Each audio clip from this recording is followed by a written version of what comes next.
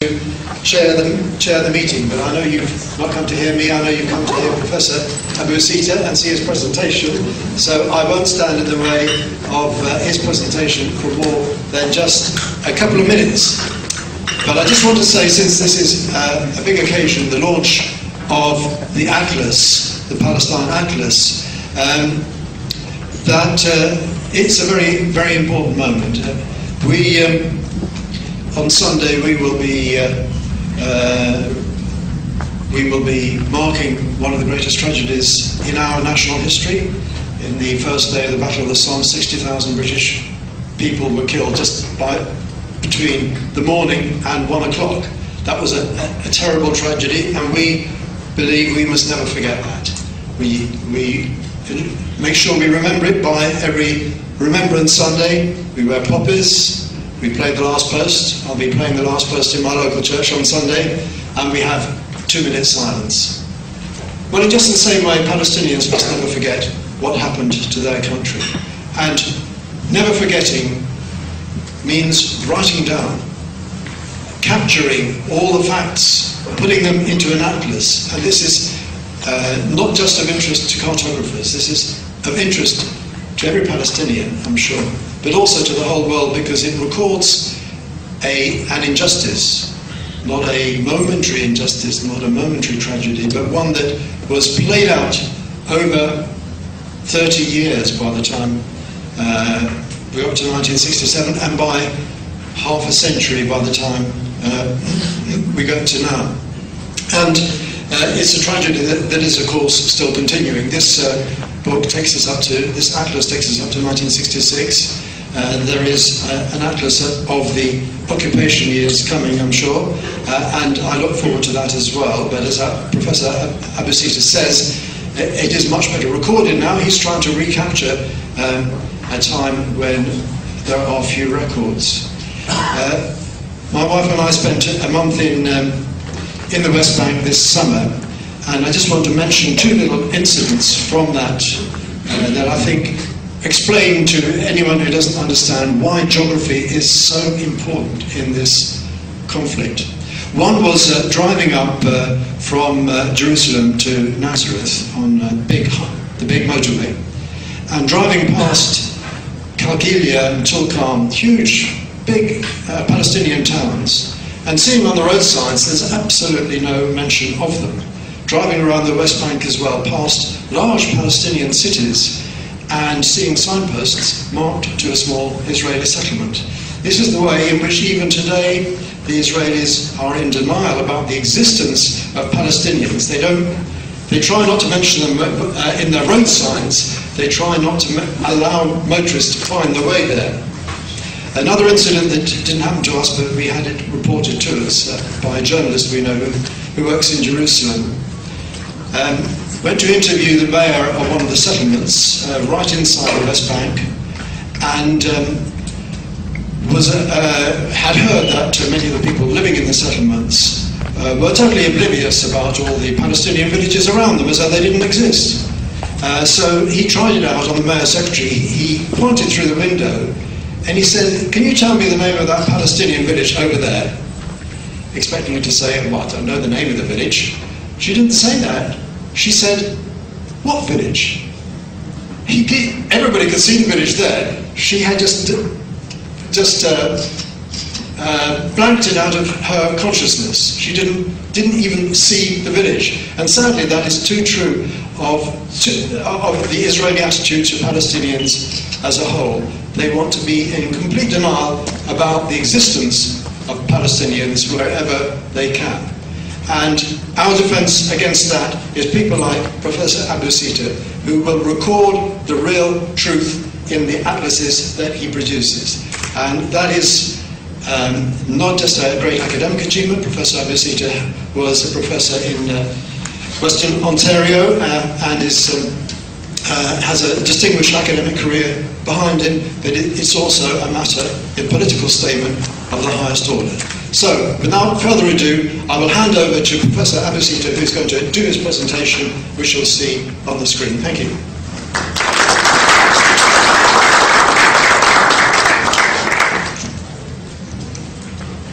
it working? Yeah, right. Thank you very much, Mr. Mark Linton, for your kind words. Also thanks to Palestinian Retail Center and its director, Mr. Majid Azir, for organizing this event at fairly short notice. And thanks to you all for braving the weather on Friday night to come here. That's why I say quality is more important than quantity. You must have read in history books the story of the king who conquered faraway lands and brought back riches, and he immortalized his deeds by carving them on a stone monument. Then the next king came afterwards, and he chipped off his name and put his name instead and claimed to be the victor. This forgery and deception are still going on today, only with more sophisticated means. Now, we don't have stone monuments anymore, but we do have charts and maps.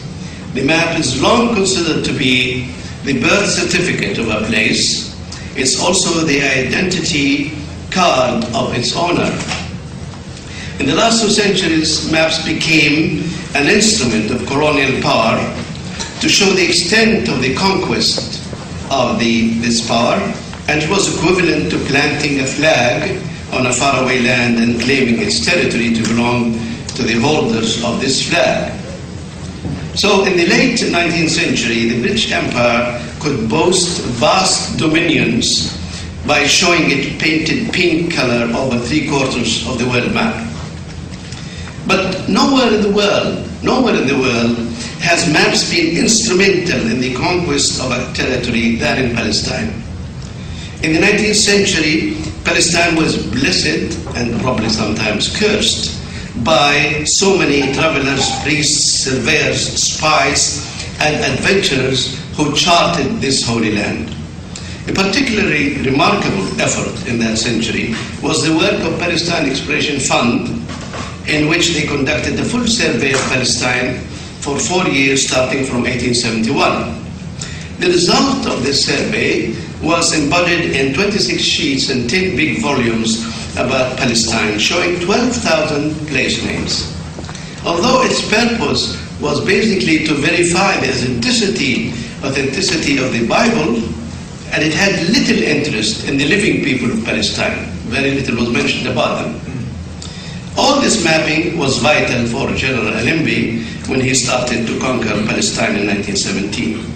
But 2 years later, that is in 1919, the Zionists, promoting the myth that Palestine is a land without people, presented the Versailles Peace Conference in 1919 a map of Palestine hatched all over 1,000 villages so they will not be seen, and marked with the words grazing for nomads. They wanted to convince the peace conference that Palestine is a nomad place with grazing only. That was their first brazen forgery, but of course more were to come. As you know, this month ushers 93 years of death and destruction and destitution of people of Palestine following Balfour Declaration, the promise of those who do not own to those who do not have title. Yet while Allenby was fighting in Palestine, while he was not finishing conquering Palestine, Haim Wasman, on behalf of the new Zionist movement, pressured Britain to survey every acre in Palestine.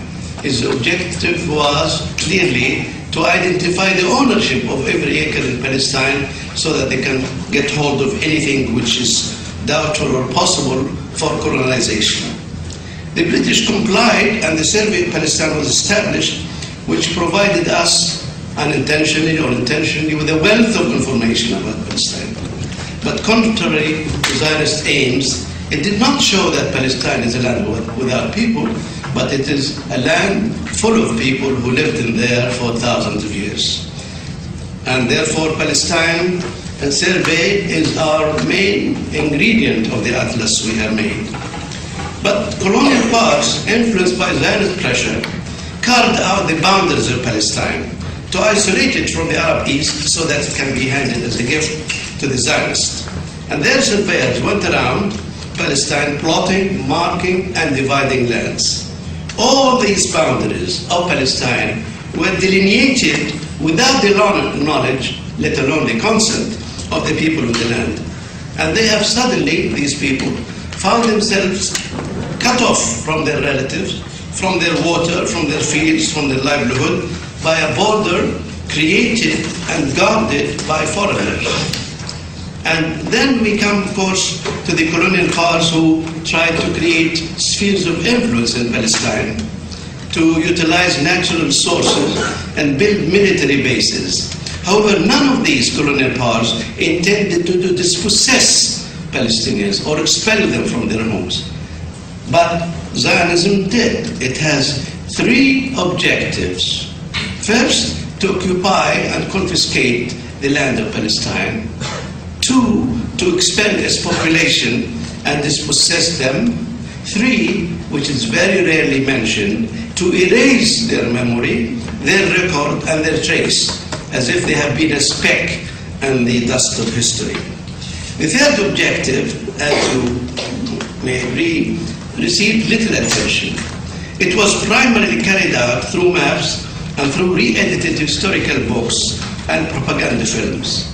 It was a continuation of the military war to conquer Palestine by other means.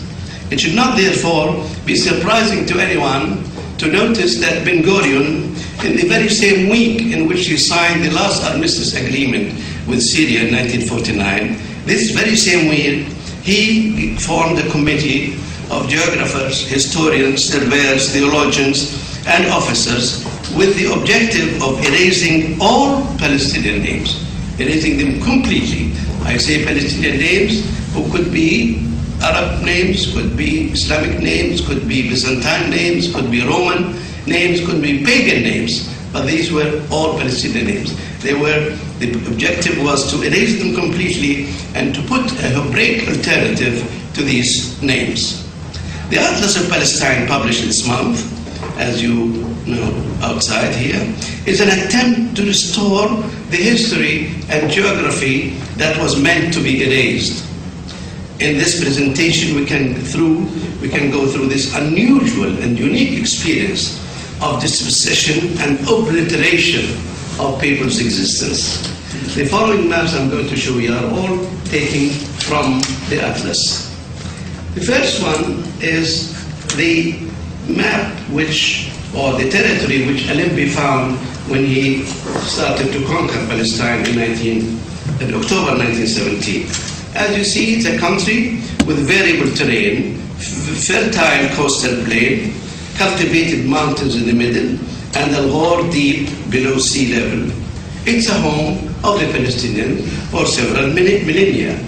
And these people lived in this land, and they have enough to live with. First, they have wells. These are the wells spread all over the place. They have also springs. These are the springs. And they have other water resources which kept them alive, in which they worked their fields and lived peacefully for many years. Obviously, as you can agree, that was not a grazing land for nomads. And after 30 years of British mandate, Jewish population increased from 9% of the population to 30% under the aegis of the British mandate, which allowed Jewish immigration to Palestine. But when we come to see which Palestine Allenby came to occupy, during that mandate period, Zionists managed to acquire land under the British mandate to this extent. This is their land during the British mandate until 1947. It did not exceed 5 to 6% of Palestine. And at the end of the mandate, the partition plan was proposed by the United Nations. This proposal was endorsed by the UN under severe US and Zionist pressure. This is the partition plan.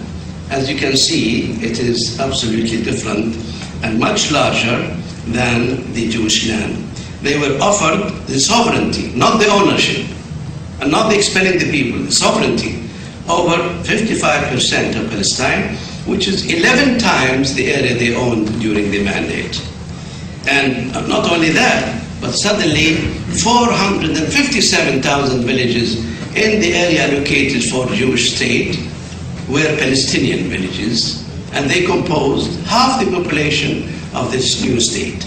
Those 457 Palestinian villages found themselves suddenly under the sovereignty of immigrants who just arrived to the country. But of course, Zionists were not satisfied with that. They have occupied much more land than that, and 78% of Palestine was occupied, and as a result of that, 675,000 villages were depopulated. How did they depopulate them? They depopulate them in stages.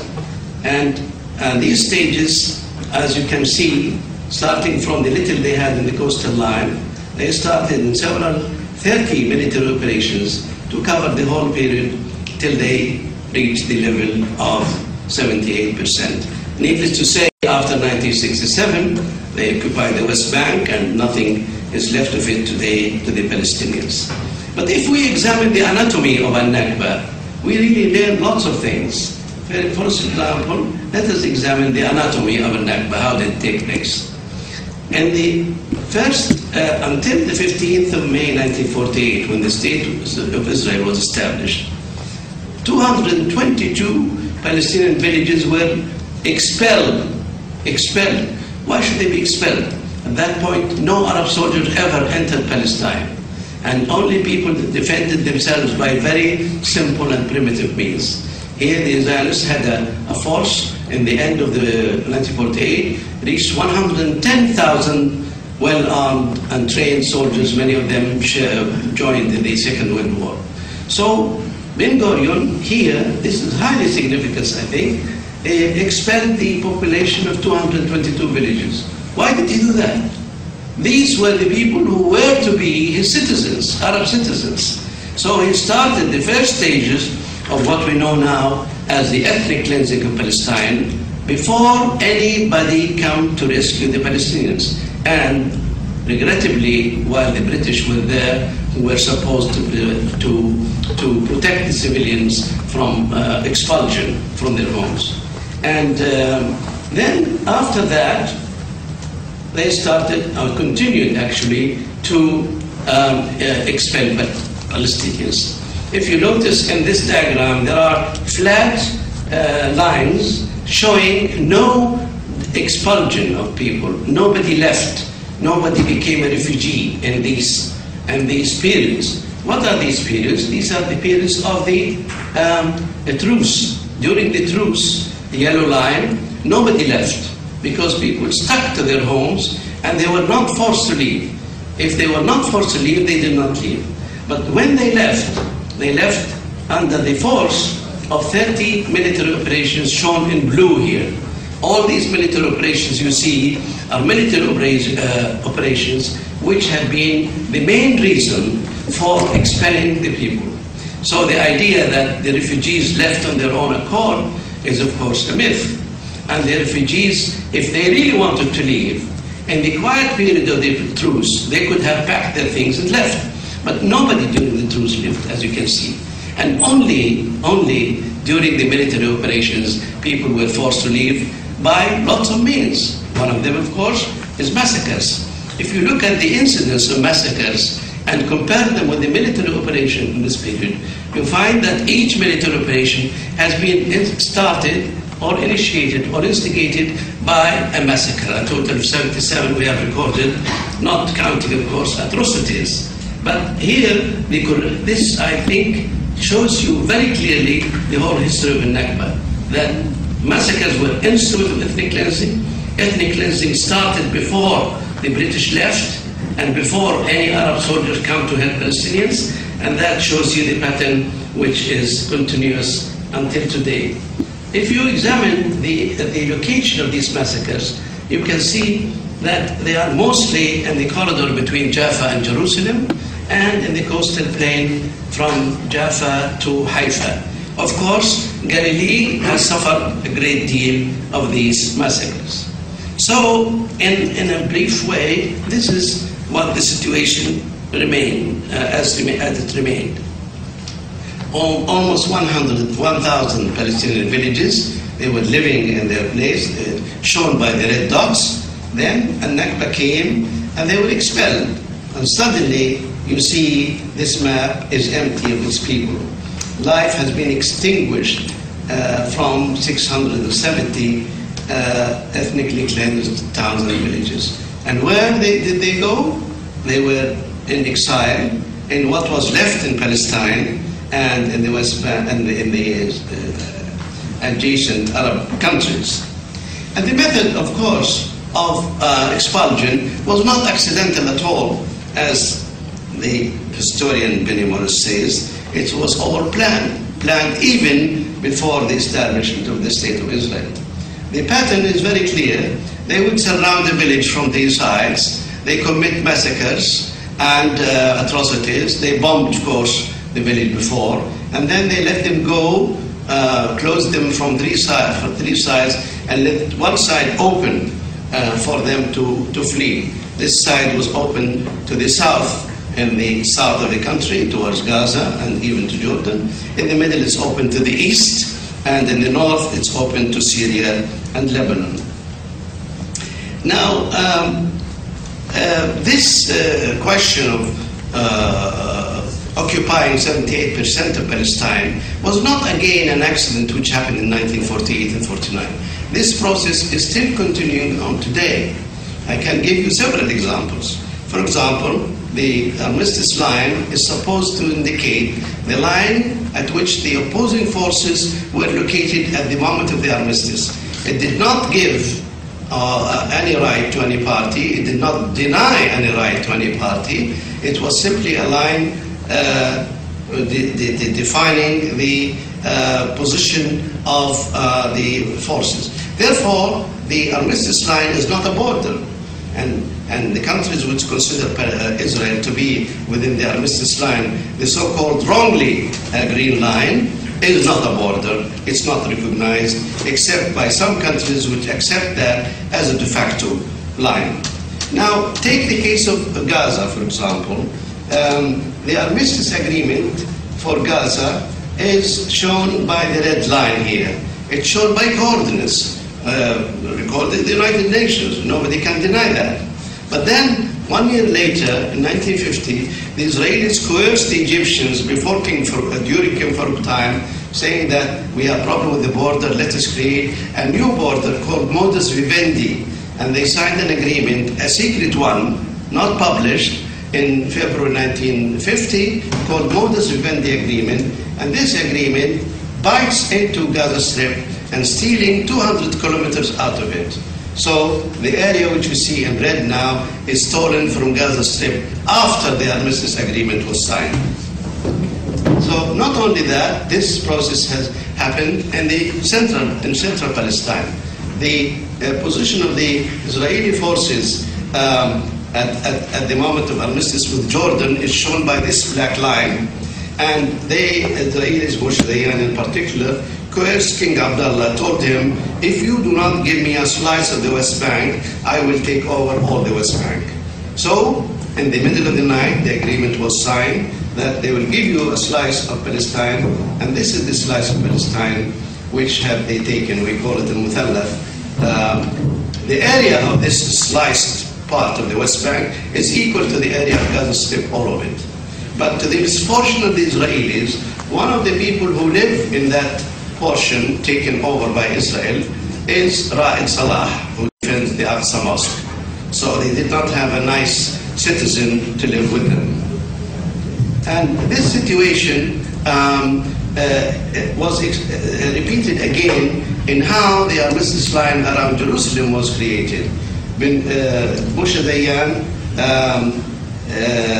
it was agreed to have this green line, and this green line would have saved the lands of Walaja, Batir, and Beit Safafa and Sharafa from the clutches of Israel. Again, they pressured the Jordanians, and they finally agreed to a line which gives them more of the territory. And not only that, this territory will include the railway line from Jerusalem to Jaffa. Therefore, the hatched area in blue is taken over also by this method. And this process of biting into Palestinian land, of course, in the end, it ended by the dissection and dismemberment of 111 Palestinian villages in Gaza Strip and in the West Bank. 111 villages, as you see, one part of them in blue falls into Israel, and the other part, which is red, falls in the West Bank. Now, the tragedy, human tragedy for the population of these villages is immense, because their houses would be in one corner, and their drinking water and wells and so on in another corner. Their mosque or church in one place, and the rest in another place. I remember in 1960, the BBC showed a film by John Kennedy, very moving film, showing a funeral in Beit Safafa, when people were walking behind in the procession of the funeral, both on both sides of the barbed wire of Beit Safafa, because they were dissected. They were united in death, but they were divided by geography. And this situation actually did not stop. Of course, I don't need to remind you of the West Bank, but take the case of the Jordan-Israel Peace Treaty. This red line to the left is the old mandate boundary of Palestine. Then, when they agreed with Jordan, they agreed on a new line in which Israel will bite into Jordan and take this blue area. They call it exchange of land. But not only that, this map, which I'm going to show you I'm showing you now, is not published neither in Israel nor in Jordan. Moreover, the Israelis got a slice of land within Jordan territory, which is the blue area, and from which they withdraw water from 12 wells up to the value of 10 million cubic meters per year within the sovereign territory of Jordan. So the process of biting into the land is continuous. The question of Taba, for example, is very well known to you, and they won it by arbitration. It's only a sliver of land, very small.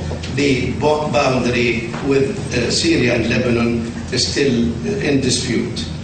But one question which comes to mind, when they expelled all the Palestinians in 1948, what did Ben Gurion have? He has 93% of the state he called Israel belongs to Palestinians. It's now empty.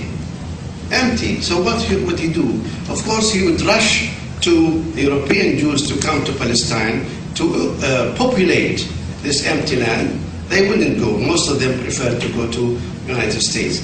Then he found his prey in the Arab Jews. So they brought him to live. But this took some years.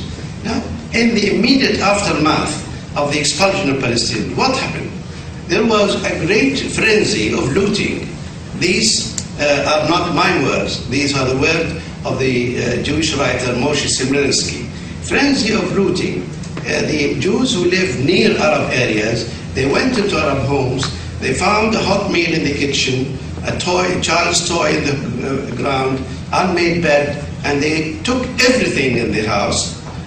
They actually not only took everything which they can carry, they ripped the windows, and they ripped the doors, and they ripped the tiles, and took them away. So the first group of looters are the Jews who live in nearby neighborhood to the Arabs. The second group of looters were the army officers.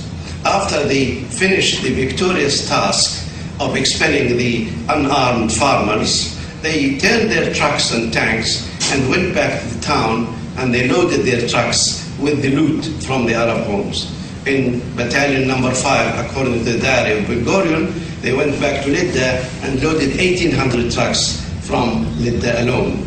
And the second group of looters were the high-ranking members of the Mapai. They vied for the choice houses in Jerusalem, nice villas from stone, and everybody was, claiming one of these houses between them. The businessmen in Haifa formed a committee to divide between them the Palestinian stores and workshop and so on. This is for you, this is for me, and this continued like that. But the biggest looter ever is the Jewish National Fund and the Jewish Agency. They took over the land after this frenzy of looting, and of course the Jewish National Fund, as you know, has 55 offices around the world, mostly in Western Europe and America, and is registered as tax-exempt charity. Of course, one of the board members here in England was Tony Blair, and they of course supervised that situation. I mean, they condoned that situation. Let me come back to the landscape of Palestine after the first wave of looting. What they did do after that? They actually destroyed the villages in these strips. First, they destroyed all the villages between Jaffa and Jerusalem. Why? We will have foreign visitors, they say, and it will be embarrassing to see the rubble of the Palestinian villages on the road.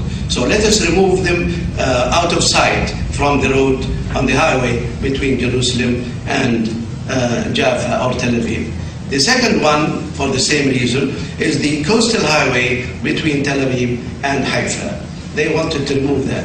In Nazareth, from Tiberias, they had also the same purpose, but because there was a fear that the Arabs may return there, and around Gaza Strip and the south. And the following step of clearing the land are these yellow areas. Again, as you can see, they are always bordering the armistice line in case the Arabs will decide. But then someone thought, but Palestine is a holy land, and it has rich history. If you clear any layer of the land in Palestine, you find rich history. So why do we destroy these villages without thinking? We have to think. And then they decided maybe we can find artifacts or archaeological monuments which will create for us a Jewish history supported by artifacts, by stones, by monuments, by things like that. So what they did, the soldiers went out of the scene and came the Israeli academics on the scene. They established what's called the Israel Archaeological Survey Team, and this survey team was given a list of the villages to be destroyed, and they say, you have 2 weeks, go there, find out if we find something of interest to us, and the rest we will destroy.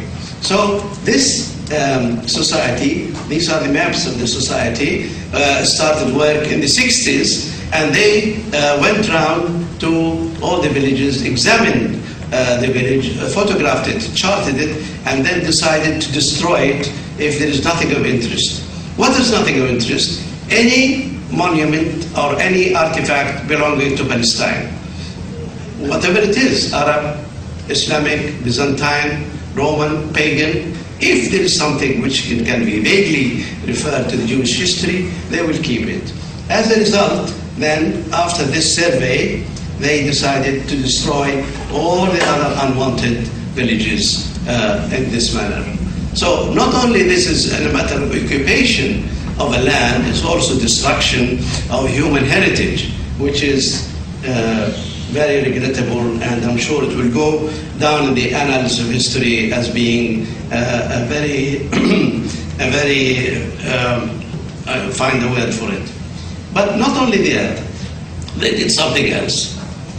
Let me remind you that Palestine, again, is a land of great history. And for many, many centuries, it was documented, of course, before in simple manners. But we have a man called Eusebius, Philippo Eusebius. He was Bishop of Caesarea in the year 313. He charted the towns of Palestine, their names and their location with each other and so on. And this document was kept for many centuries in Greek and Latin. Luckily, the Palestine Exploration Society here in London translated it about 5-6 years ago. So we have access to that now. When we examine that, document of 300 years AD, we can find at least 139 villages which kept the same name like 1948. Al-Rama is Rama, Beit Lahm is Beit Lahm, and so on. 139 villages which have been known to exist and to be inhabited since Jesus Christ. And then that great record of humanity was destroyed by Israel. These are the villages which are known. There are probably more, but there we have found that are known to be in existence from the Christian era, has been destroyed by Israel. There are towns and villages, there are places which are called khirbits. Khirbit means an old ruin. Now, I think this is great crime for about the destruction of the history of humanity. These are the villages which have been destroyed.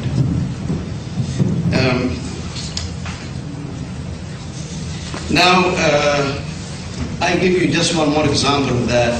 You know, the city of Tiberias, named after the Emperor Tiberius. It is an old... Now we come back to the big looter, the Jewish National Fund. What did it do? They started, of course, by confiscating 2.5 million dunams. And this is the land they have confiscated in the first 2 years of 1948 up to 1950. What did it do with them? They, of course, made them a buffer against the return of the refugees, and then they built parks on them. These are parks either by Jewish National Fund or by National Park Authority. And these parks serve two purposes. Wonderful, very great use of one function here.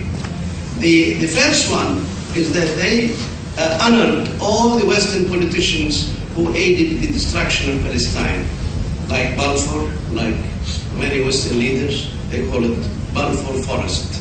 And they honored them. I don't know if the word honored is the right one, but they honored them by giving the names to these Western leaders. But the second purpose, which was extremely important, they concealed the graves and the debris of the destroyed villages. If you walk around that, it's not accessible easily, but if you look around, you may find ruins and stones thrown about. So these parts were intended to conceal that. Now, as a result of this looting and expulsion and destruction of the land of Palestine, what happened to the Palestinians themselves? There are today 11 million people, but 88% of them are still within Palestine itself and within a narrow ring around it with a width of about 150 miles. It's clear that after all these years, the Palestinians are not going to go away. They are not going to disappear. Naturally scattered in Syria and Lebanon. We can also do the opposite. We can look at any refugee camp anywhere and see where they come from, so that we know where to return them. And then, of course, the question was asked: but if they come back, then there will be no place for them. All the sites are now destroyed and things are built over them. This is not true. They are destroyed, yes, but the construction is not a problem. Every place in the world has new construction.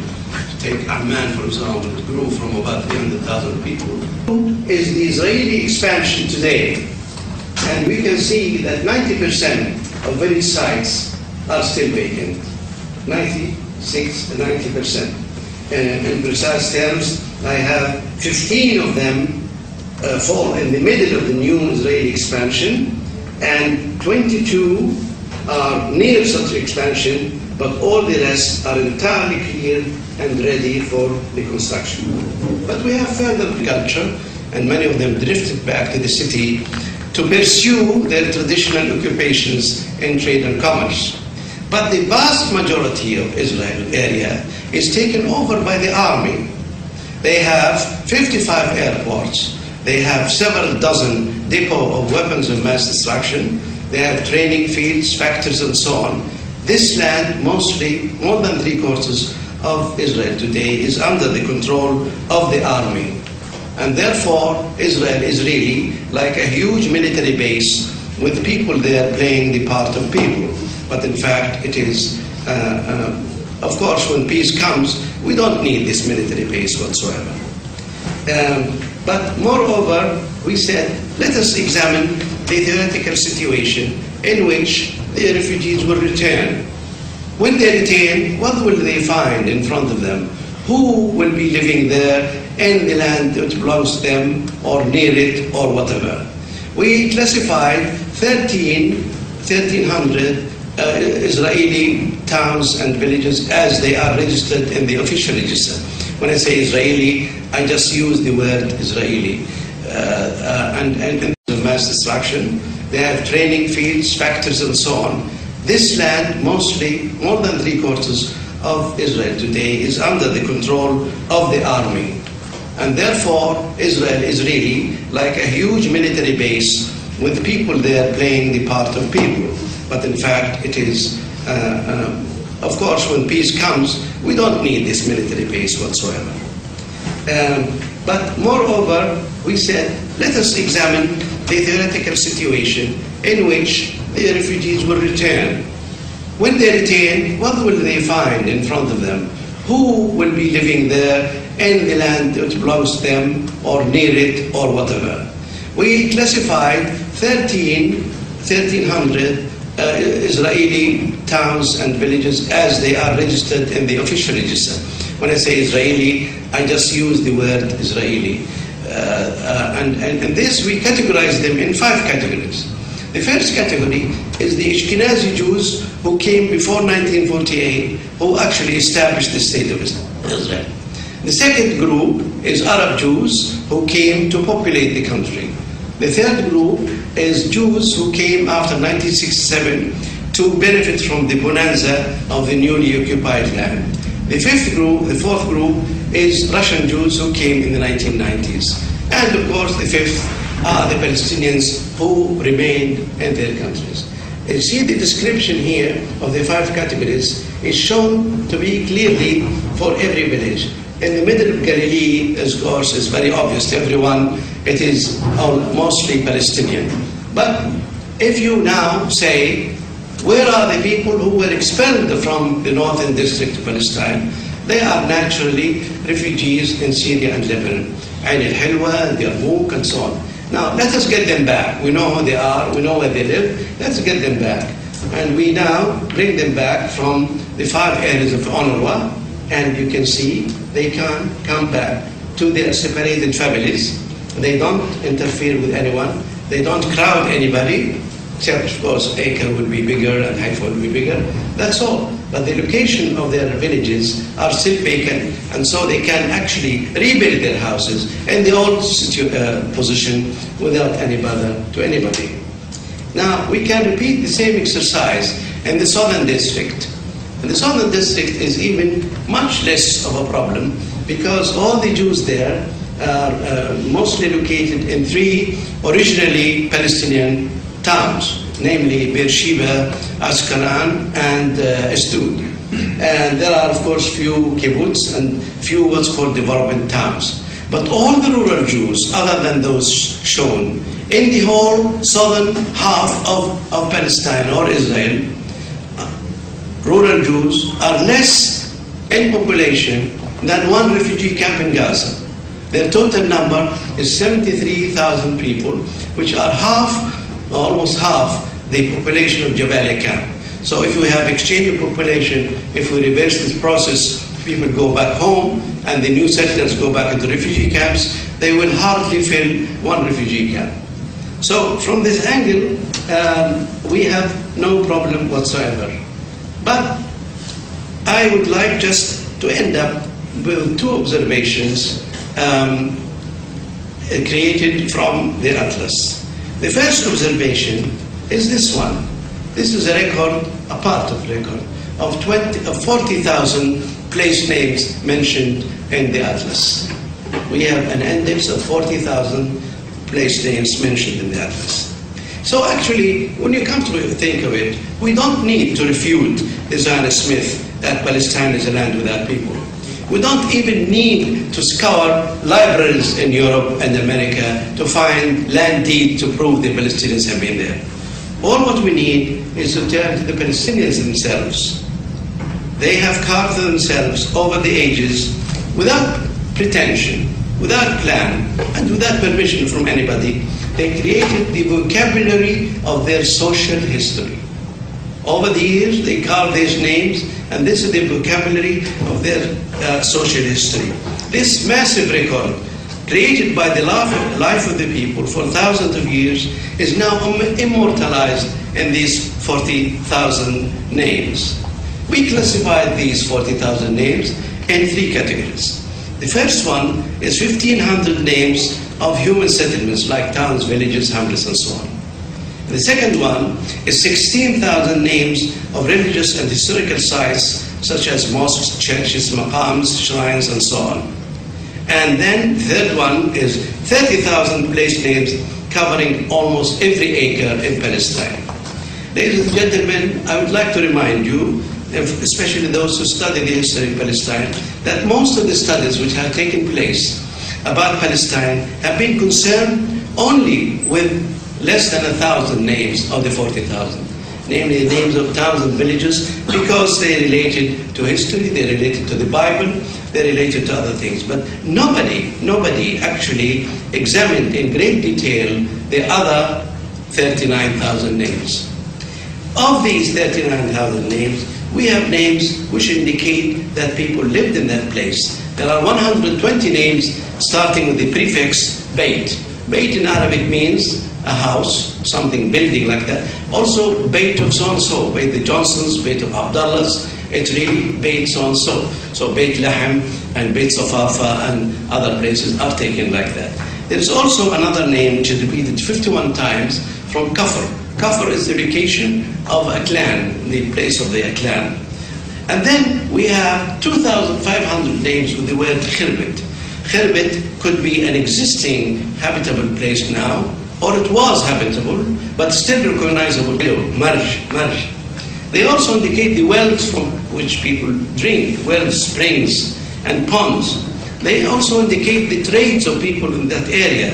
For example, pottery factory, or grapes press, or wind and water mill, tahuna.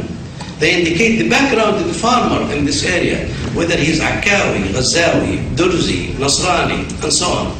They indicate also the relative location of the village next to another village. They call it upper, lower, in between, tahta, fawqa, like Awra fawqa, tahta, or Zuq al-Tahtani, or baina, in between. They also indicate special events of the people in that land. The horse's birthplace, the killing site of the chief, the hanging site, the battle scene. They also indicate strange names which have some kind of significance to people at the time, like a place called Going Up and Down, Tala Nazil. Another place called the Good Name, Tayyibat al-Ism.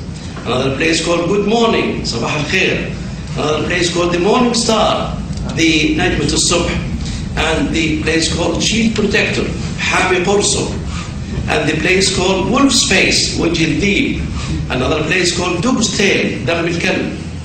All these 40,000 names have names of people, created by people, for people recognition and use. It was their life etched in their use and speech. That is exactly, ladies and gentlemen, what Ben-Gurion wanted to destroy. And that is what this atlas tries to defeat him on this purpose. And therefore, if he is alive, or if he could know about this, he would turn his grave if he knew that all such heritage that he wanted to erase was now stored. And now, what did he want to replace it with in his adventure of erasing the history of Palestinian? This committee he formed it's called, they formed something called the Israeli Gazette. The Israeli Gazette is available, you can buy it, and it's a document showing the place names in Israel. Now, these names, which he included officially, in replacement of 40,000 Palestinian names, has only 6,800 names. What happened to the missing 30,000 and 33,000 names? First of all, his names are 6,800, are of course Israeli settlement names. Names created, carved out of the Bible, or created to look like Hebrew, like Ain Ghazal is called Ain Ghazal, translated to Hebrew, and Bir Adid in the south, called Bir Adid, and so on. And so these fabricated names, they did not manage to do more than 6,800 in place of our 40,000 names. Why is that? The reason is very simple, gentlemen. They don't have social history of the land. They didn't live in the land such that they describe life in terms of the land itself. They don't have Cohen Field. Cohen lives in apartment 18, Ben Gurion Street number 6. So there is no relation to the land, no relation to the life of the land, and therefore this history is of the Palestinians is alien to these newcomers, but it is not alien to the Palestinians who are the true owners of the land. One more thing I'd like to show you, and then I'll conclude. As you know, I'm sure you hear Ben Gurion say the old will die and the young will forget. Well, the old did die, of course, but not before they passed the message to their children. They told them about their village and their fields and their children, and the children did carry that message.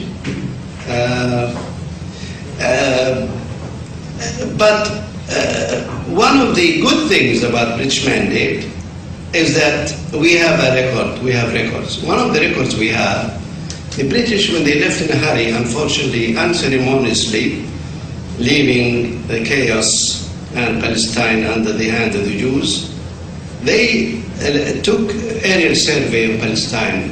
And the last 2 years before they left, they took 5,000 aerial photographs of Palestine. Luckily, we managed to obtain them, and we strung them together in a carpet of landscape. We wanted to know, to show the young man, like my grandson sitting there, what his land is. His father and grandfather told him, son, we have fields, we have grapes, we have figs, and so on. So the young boy listened, and very nice. But then he may forget or not forget. We wanted to record that in the atlas, but also we want to take the son with his father on a trip. We are going to hire a helicopter and fly over Palestine and show the son and the grandson and the father his land. This record, of course, will never be erased forever, even though the grandson dies. This is a helicopter flying over Dimra, which is now Eretz. Now it turns around to show you Deir Sneid, and we'll turn now to the right to see another village. This is what the Zionists say, a land without people. Here are the villages you see, and the fields and so on. Here's Beit Jirja. Anyone from Beit Jirja here? And then there are roads here, and the fields, planted fields. Barbara is in the left-hand side. On the right-hand side, the Algeria. Here is your village, Algeria. And if you turn the helicopter to the left, we'll see something else. We can, by the way, create something like that for all of Palestine. And then here we have Na'lin, which is, there's Na'lin north also, and Khalbet Qasas. And then up to the top of this picture, Al-Jura, which is the birthplace of Sheikh Ahmed Yassin. So here we have then the memory of people, and the determination to keep it is kept by technology and defeating, of course, Ben Gurion and the likes of him. I started with the story of the defaced monuments. But now we realize the thief, the robber, and the unjust. I'm sure that truth will shine again and justice will prevail. Personally, as a believer in the human spirit, which refuses to surrender or die and accept evil deeds, I'm sure the Palestinians will surely win and achieve the most basic human rights, namely to return home. Thank you very much.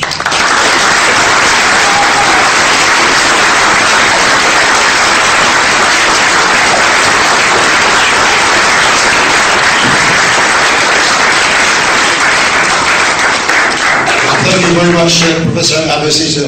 Those of us who believe that the Palestinians have suffered terrible injustice and illegality have just had put into our hands the best possible argument, one could say the best possible armament in the shape of Professor Abu Sitta's atlas, because it shows clearly what nobody can deny, much as the Israelis may try to deny it, the facts of what was there before.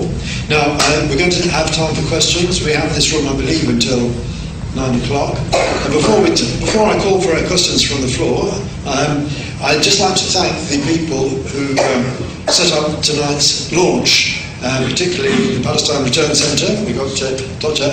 Shukri here and Majed Al-Aziz and many other people from the Palestine Return Centre and the Centre for European Palestinian Council for European Palestinian Relations, and also Labour Friends of Palestine, which is represented not just by myself but by our chairman, Andrew Slaughter, Member of Parliament, who's here, and also by Tom sitting further back. So I'd like to thank both organisations for bringing you this meeting, but most of all Dr. Professor Abu Sitta for his wonderful presentation. Now, can we have some, can you raise your hands if you've got a question, and we'll take 3 questions, and I'm sure Professor Abu Sitta will be happy to deal with them. But one over here, do we need the, can we hand the roving mic round so everybody can hear the question properly?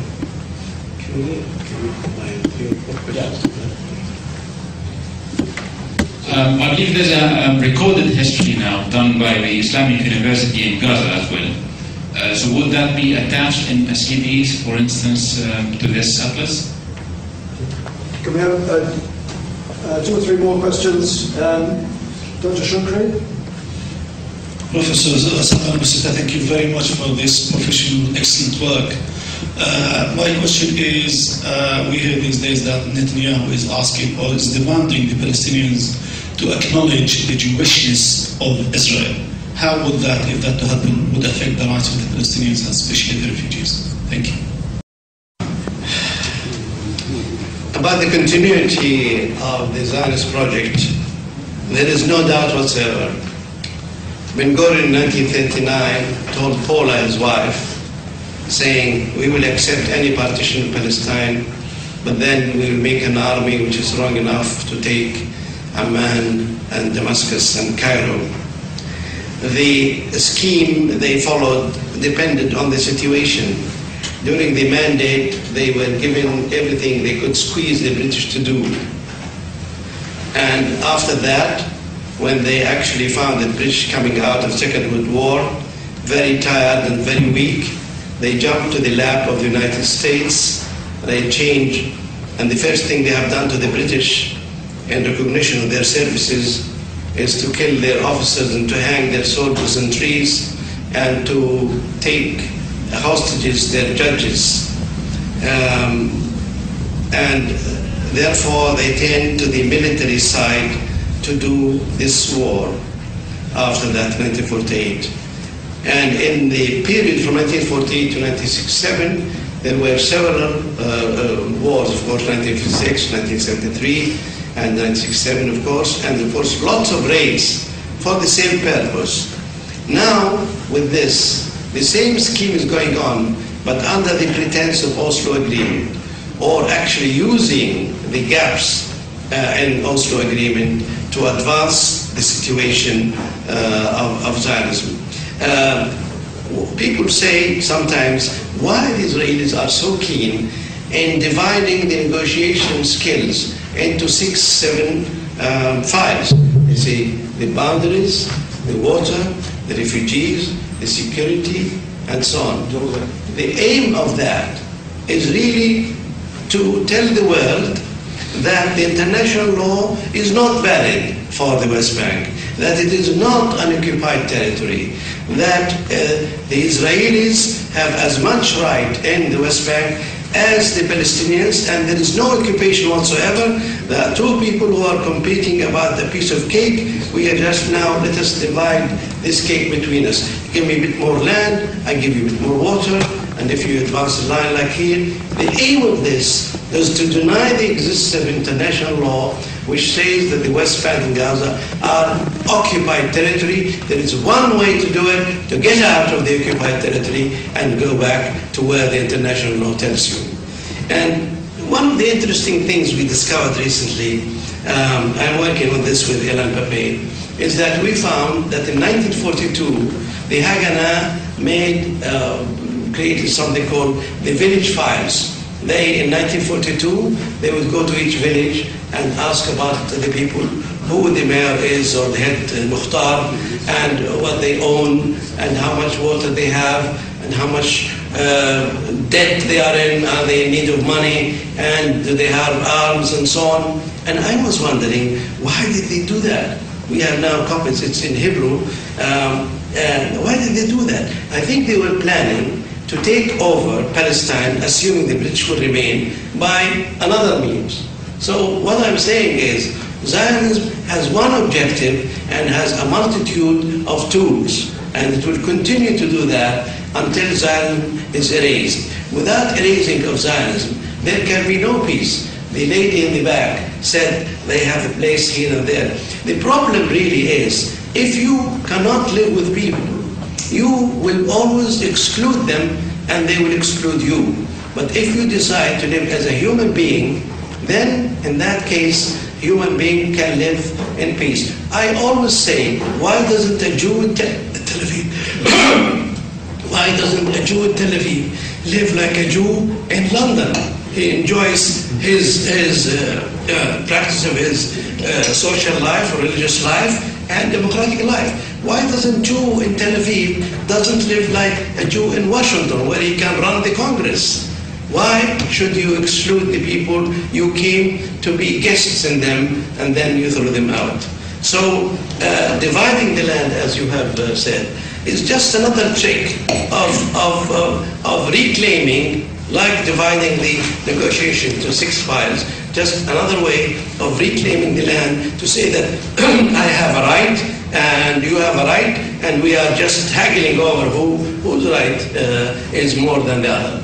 And again, I repeat, and believe me, ladies and gentlemen, I say this after maybe 30, 40 years of working on this, first as a refugee, of course, but then as a matter of research. There is no way peace can come to the Middle East with Zionism.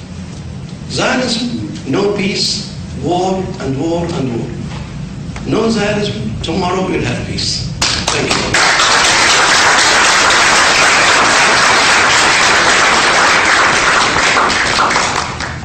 A very quick announcement. If you'd like to hear Professor Abu Sitta again, he'll be joining us on the 15th for our conference, the ongoing Nakba. That's part of our Palestine Memorial Week, which runs from the 15th of January to the 22nd. Sorry, Brunei Gallery. So visit our website in Brunei Gallery, which is in Sawas. Okay, any other announcements? Well, it remains for me to thank again the organisers of tonight's event, the Palestine Return Centre and Labour Friends of Palestine, but most of all to thank for a magnificent presentation and for an invaluable document, an invaluable atlas, Professor Abu Sitta.